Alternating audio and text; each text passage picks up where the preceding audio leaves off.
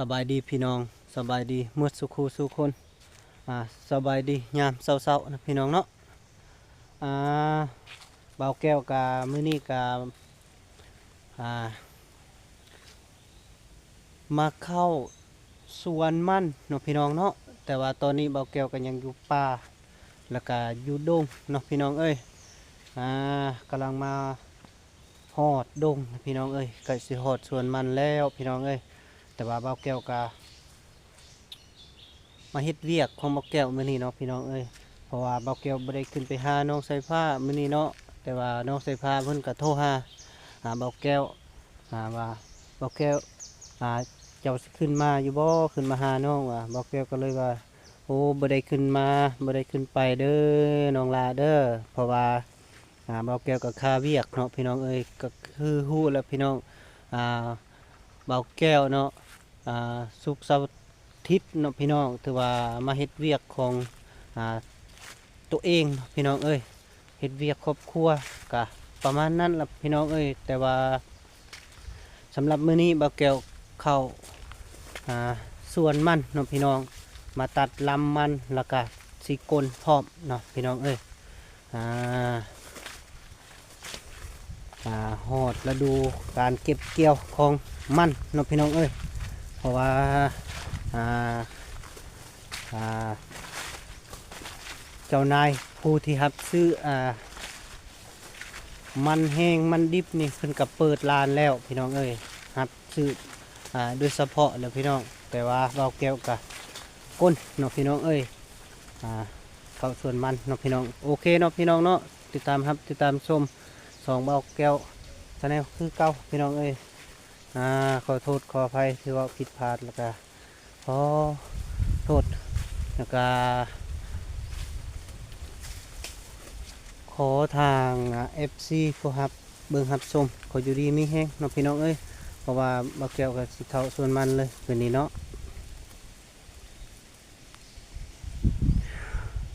พี่น้องถือว่ามาฮอดส่วนมันแล้วพี่น้องเอ้ยอันนี้ก็คือคันไดขึ้นเนาะพี่น้องคันไดหัวนี่คันไดขึ้นเนาะพี่น้องปึ๊บแล้วเหยียบเนาะพี่น้องเด้นี่ก็คือส่วนมันของหมอกแก้วเลยพี่น้องเอ้ยนี่นี่พี่น้องบรรยากาศกับลมหนาวพี่น้องเอ้ยกะพอดีเนาะการเฮ็ดเวียกนี่กะ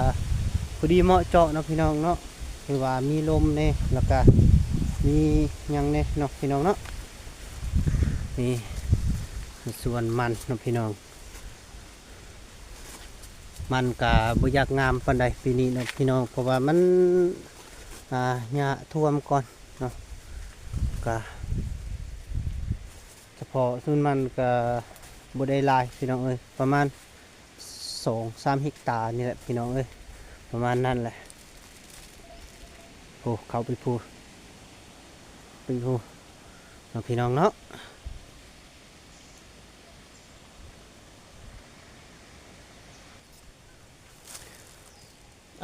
ทางเบาแก้วก็ขอขับทักทายสบายดีเด้อพี่น้องเด้อทางฝั่งไทยฝั่งลาวและต่างประเทศนำเด้อยินดีต้อนรับเข้าสู่สองของเบาแก้วชาแนลคือเก่าพี่น้องเอ้ยสำหรับมื้อนี้เบาแก้วก็เข้าสวนมันพี่น้องเอ้ยเพราะว่าสิมาตัดลำมันแล้วก็กลนพร้อมพี่น้องเอ้ยเด้สวนมันโอ้พี่น้องเนาะโอเคเนาะพี่น้องคือว่าบอกแก้วก็สิไปหาจุดที่บอกแก้วสิไปตัดลำแล้วก็ตอนแรงประมาณก็สิได้ก้นเนาะพี่น้องแล้วก็ยังสิถ่ายคลิปต่อไปอีกพี่น้องเอ้ยพี่น้องคือว่าบอกแก้วก็สิตัดลำมันทางนี้ล่ะทางลุ่มลงลุ่มเลยพี่น้องเอ้ยเพราะว่าตัดแล้วก็สิกองไว้แล้วก็มีแต่มือแรงนะสิเอาสลามมางัดมาค้นเอาพี่น้องเอ้ยเพราะว่าต้นเสานี่เบาเกี่ยวกับสิตัดลำไว้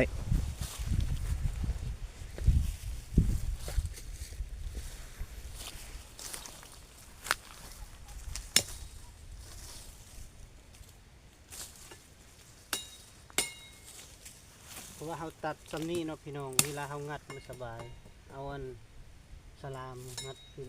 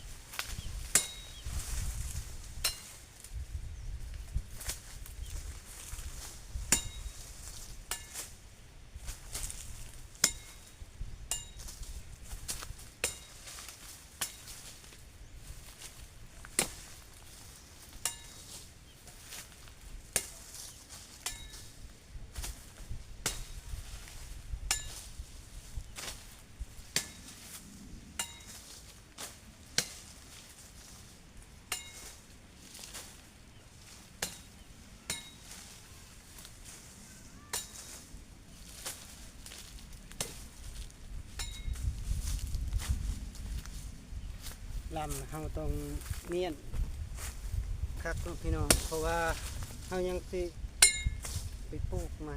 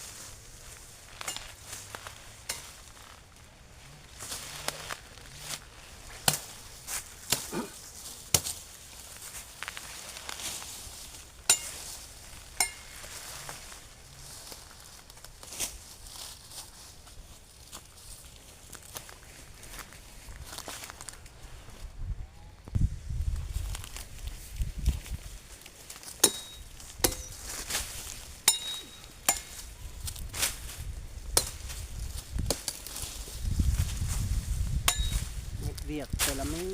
เป๊ก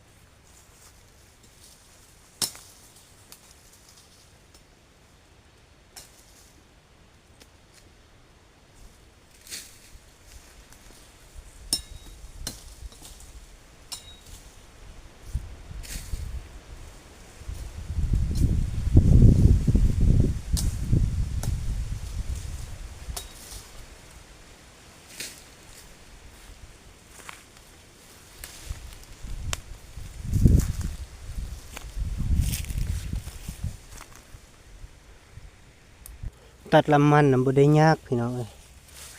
ง่ายสบายงัดง่ายก็ยากแต่เวลาเฮาไปนะไปผ่านี่พี่น้อง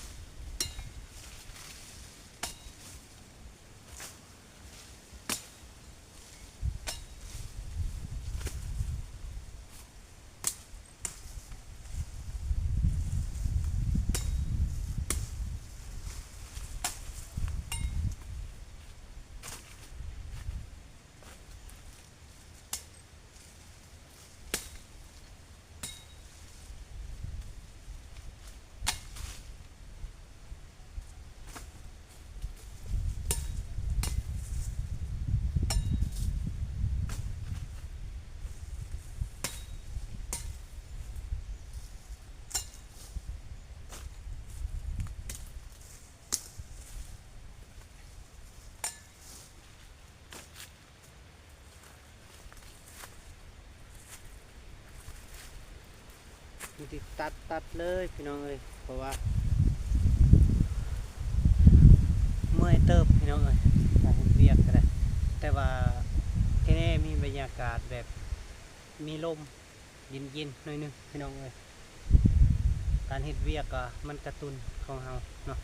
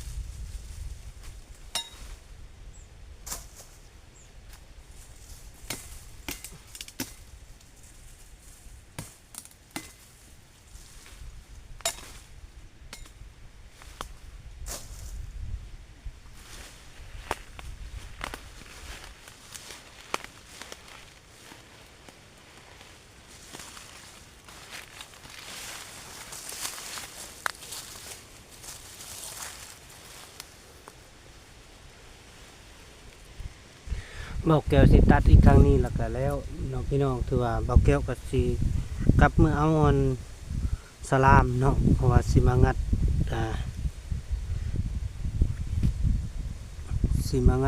มันนี้เนาะพี่น้องถือว่าตัดแล้วก็นี่ก็ไล่เติบแล้วก็งัดคืองัดพร้อมพี่น้องเอ้ยคน